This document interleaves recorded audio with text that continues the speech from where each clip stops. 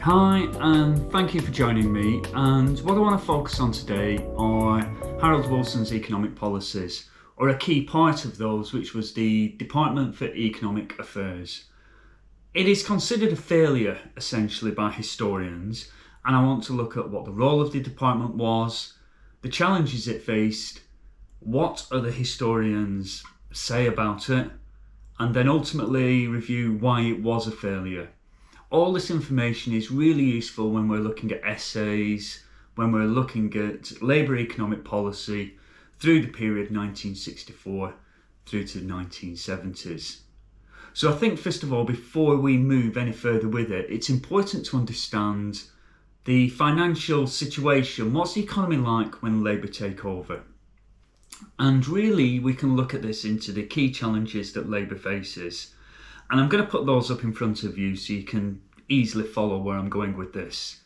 Now, the first one, there's a major shift taking place in economic and social structure.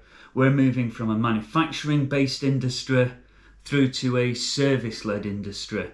And that's really going to change the economy quite significantly. We've also seen from the Conservative period, 51 to 64, how social structures have changed, this idea of affluence and things like that. And that's caused economic shifts as well. We're seeing a deficit of almost £800 million. Okay, so essentially the British government's in debt, significantly in debt. And that means that you're going to see less foreign investors willing to invest in Britain. They're seeing it as a bit of a risky option at the moment. And that's going to be an issue that Labour have got to deal with. And it ultimately leads to this term that's described as Britain being the sick man of Europe. Now, to help you understand that, what does that mean, that sick man of Europe? I've given you a little bit of information here, a couple of charts to really break that down. Now, the first one that you can see is this average outgrowth of output per worker employed. Okay, so for each worker, how much more work are they producing over the period 1951 to 1964. And if you have a quick look at the chart in front of you, you can see that the United Kingdom is at the bottom of that list. You've got countries like Japan, and that increases 7.6%. So their workers are producing more and more and more. It's increasing by 7.6%, where British workers, UK, are increasing the least. So clearly that's a good indication that the economy is not going to be doing well. The industry is not going to be producing as much as its international competitors. And then I want you to have a look at this idea of the share of world manufactured exports, again, between that period 1950 to 1960. And in 1950, you'll see that the United Kingdom's got 22.5% of percentage of the share. And it holds up quite reasonably against everybody else. Have a look at the chart, and we're second only to the United States. But if you move to 1960, you see that percentage has dropped. It's now at 16.5%. And if you have a look, you'll see that everyone else, apart from United States, has now increased. Okay, so clearly there's been a real change there. There's been a real shift, and we're seeing nations like Japan and West Germany. Don't forget, you've got West Germany and East Germany. We're still in a period of Cold War. But you see nations like Japan and West Germany really increasing that market share. And Britain's been hit hard by that. The final piece that I have shown you is this investment. How much has been invested into the country during that Conservative period? And if you have a look, this investment of a percentage of GDP, gross domestic product, and Britain's at the bottom of that table. So there's less investment taking place in Britain during 1950 to 1959. All of these are problems that Harold Wilson is facing. And you end up with Britain having this term, the sick man of Europe.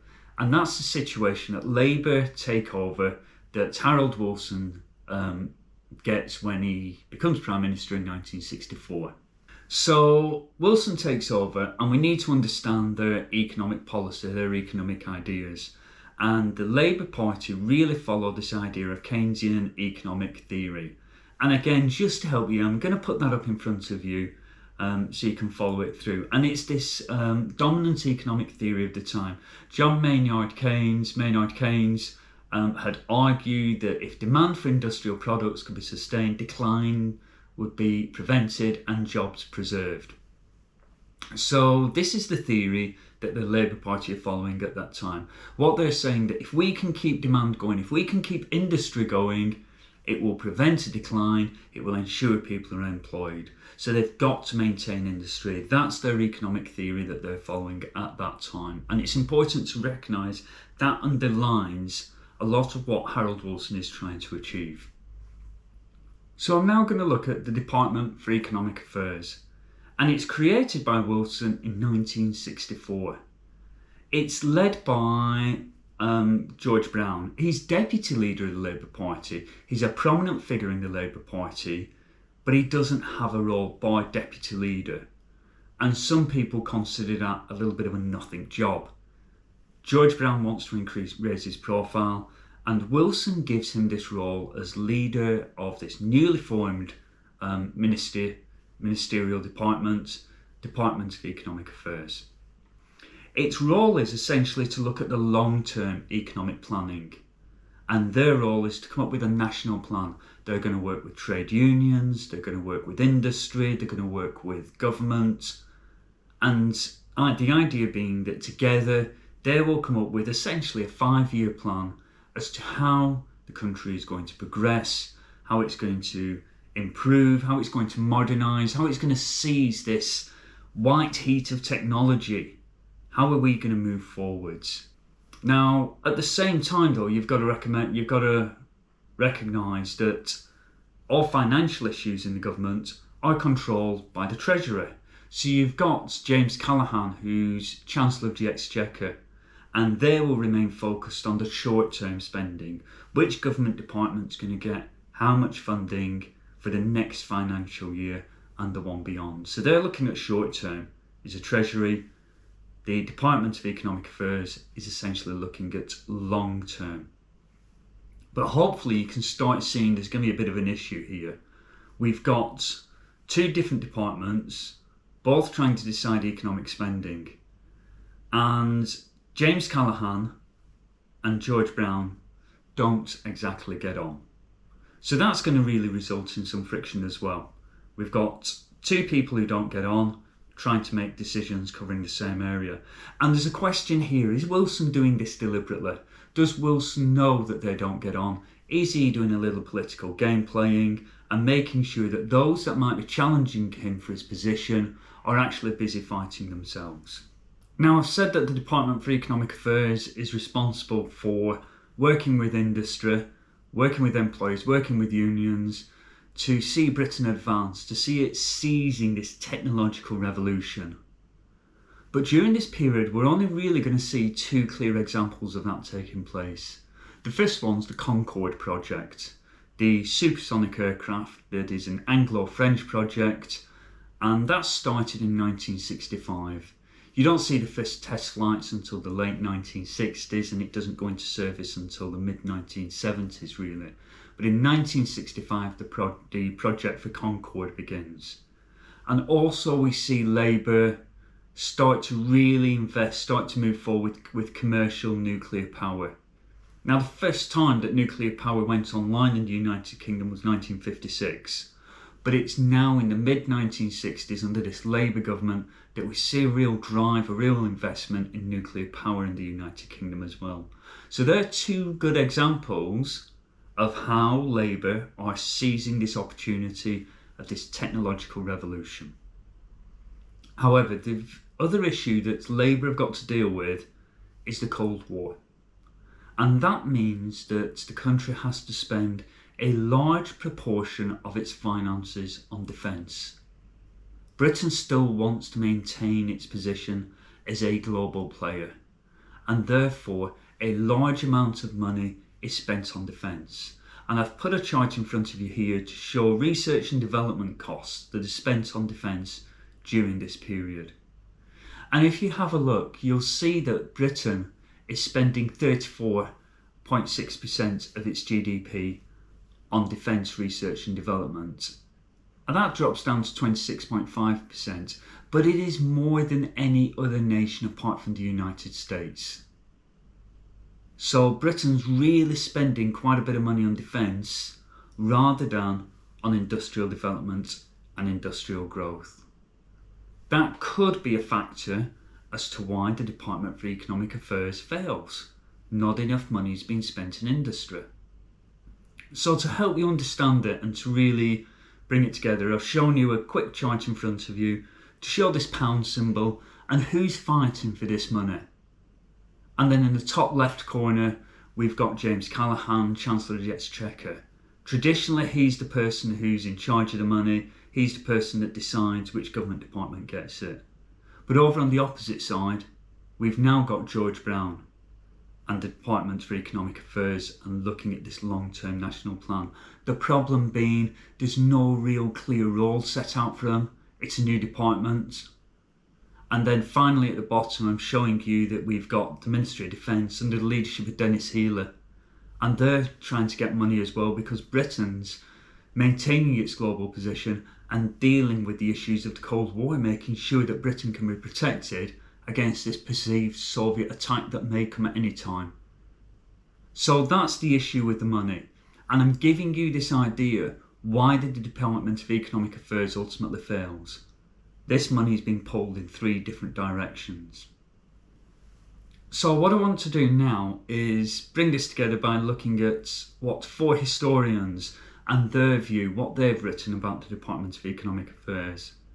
This is an ideal opportunity for you to look at different views of the Department of Economic Affairs and also help shape the arguments for your essays in the future. And the first one I'm going to look at is George Bernstein from the book Myth of Decline. And I've brought the quote up in front of you now. And he's saying the economic plan was launched in 1965, but it was merely a set of aspirations, a set of economic targets that was internally consistent. There was no blueprint of how to get there, nor was there any flexibility built in that would allow for the adaptation of targets in light of changing circumstances.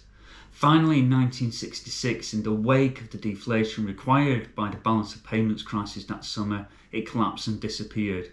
Whilst the DAA hung on for several more years, its functions eroded away, the short-term concerns dominated Labour's policy making. So I think that's a really useful view of the Department of Economic Affairs.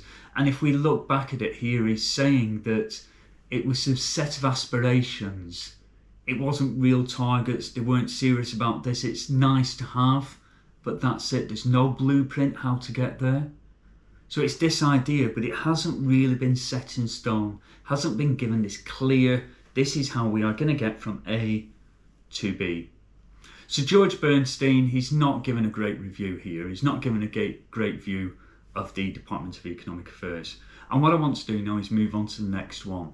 And what we're going to look at next, we're going to look at Pimlott, and we're going to go to his biography on Harold Wilson and see what he says about it. And again, I've brought the quote up in front of you to read. Now he says, Wilson was certainly interested in giving Brown something to absorb his energy, and he liked the idea of dividing and ruling in the economic field between Brown and Callaghan. Yet the DAA was not the back of an envelope idea, nor was it one that lacked revisionist adherence, and there is plenty of evidence not only that Wilson believed in it, but he regarded as central to his own economic approach. Pimlott, he's saying here, yes, that Wilson was dividing Callaghan and Brown, deliberately playing them off against each other. But Pimlott's claiming that Wilson was also serious about the Department of Economic Affairs. However, Pimlott really doesn't give me much evidence afterwards to back up this assertion, so I'm not completely convinced on that. I accept the view that he's playing off Brown and Callaghan against each other. I'm not 100% convinced that Wilson was 100% committed to the Department of Economic Affairs. That could be because Wilson ends up having to deal with short-term problems, such as the devaluation crisis. So next, what I want to do is go to Dominic Sandbrook's book on White Heat and what he says about George Brown, Department of Economic Affairs, and particularly the relationship between Callaghan and Brown. So I've brought that up in front of you to see now. Most civil servants had been opposed to the creation of the DEA from the start. The Treasury naturally disliked the dilution of its responsibilities, and other officials warned Wilson that a new department would have an impossible job in trying to compete with the Treasury's entrenched power. There were no clear dividing lines between the departments, and conflict was almost inevitable. Callaghan, for obvious reasons, was extremely suspicious of the DEA and determined to protect his own position. Brown's personal volatility did not make this uneasy relationship any smoother. So Sandbrook's drawing our attention back to this point that there's no clear plan, there's no clear responsibility given to the Department for Economic Affairs in comparison to the Treasury. So it ends up with this bickering, it ends up with this difficulty between its two leaders. And George Brown, by Sandbrook, is described as having a personal volatility. He can fly off the handle, he can be quite angry about things at times, and that makes the situation no easier. So I would suggest there Sandbrook's highlighting this lack of planning, this lack of thought that has gone into the situation, and again, the personal issues that are going on. And then finally I'm going to Andrew Marr. No A-level history lessons good without Andrew Marr appearing somewhere in there, be it on the video or be it in books, so we've got to have a bit of Andrew Marr. And Andrew Marr, and I've got the quote in front of you now, talks about the Department of Economic Affairs in this way, and I've just taken one quote out of the book. And we're saying no single document was ever produced giving details of how the DEA would work, its relationship with the Treasury, or its ultimate powers. The final agreement to go ahead was completed by Brown and Wilson late at night in the back of a taxi during a short journey between the London Hotel and the Commons. Brown later conceded with uncharacteristic understatement, "I think it is a pity that we didn't produce a blueprint setting out precisely what we wanted to achieve." And that's taken from Marr's A History of Modern Britain. And again, Marr's drawing our attention to this issue that there's no clear blueprint. This department has been set up by Wilson, but it hasn't been told what to do. It hasn't been told what its responsibilities are. It hasn't been told what its power is. What is it able to do? And this is causing real problems throughout. So there it is. That's the view of the Department of Economic Affairs. And finally, to draw it all together, I want to quickly review why did the Department of Economic Affairs fail. And again, I'm just going to put a slide in front of you whilst I talk through it so you can really understand that. Now, first of all the historians have highlighted this issue. There was no clear plan or blueprint. Now, if you try and imagine trying to build a house without a blueprint, it's not going to work. It's going to fall down. And it's a similar issue here with the Department of Economic Affairs. We've got the personal issue with Callaghan and Brown going on, and you could say that was deliberate by Wilson, or it wasn't, but it's certainly a factor as to why the department fails. And if the leaders aren't getting on, there's going to be friction between the Treasury and the Department of Economic Affairs. Andrew Marr describes how when the department set itself up, they went to their offices and found they'd been stripped of furniture. So at the very beginning, they had to find their own furniture. Defence is remaining a priority for spending. We've got the Cold War going on.